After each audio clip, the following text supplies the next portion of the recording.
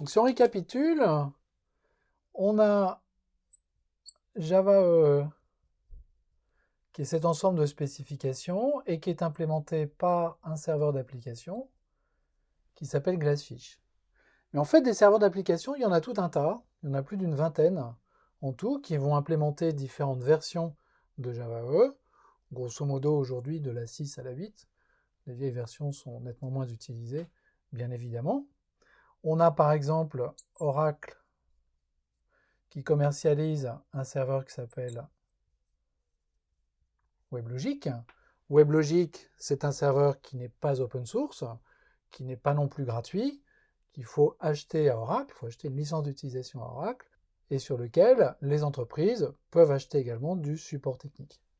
IBM a également son serveur d'application, qui s'appelle WebSphere. Il y a une version de WebSphere qui s'appelle Liberty Profile, qui est gratuite et open source. Red Hat,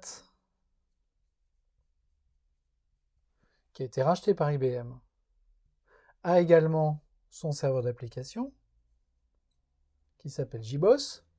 JBoss, historiquement, a été développé par une société qui s'appelait elle-même JBoss, qui a été créée par un Français qui s'appelle Marc Fleury, et qui a été racheté par Red Hat.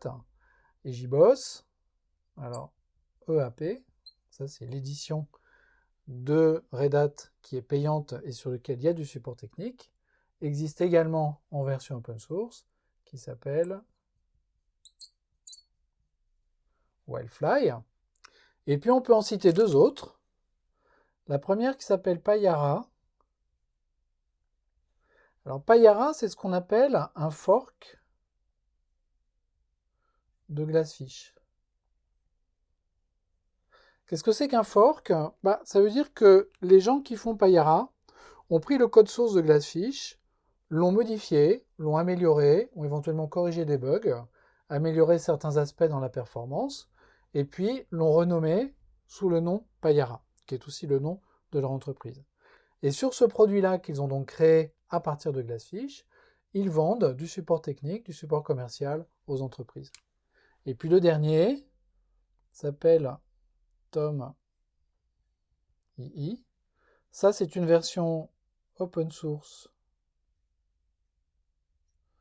et libre de droit qui est commercialisée par une société qui s'appelle Tommy Tribe et qui vend du support technique sur cette distribution.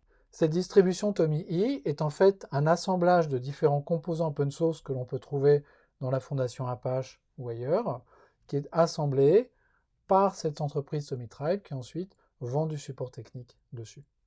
Et puis là, j'en ai cité que 5, mais il y en a encore de nombreux autres qui existent en différentes versions et qui sont disponibles sous différents types de licences.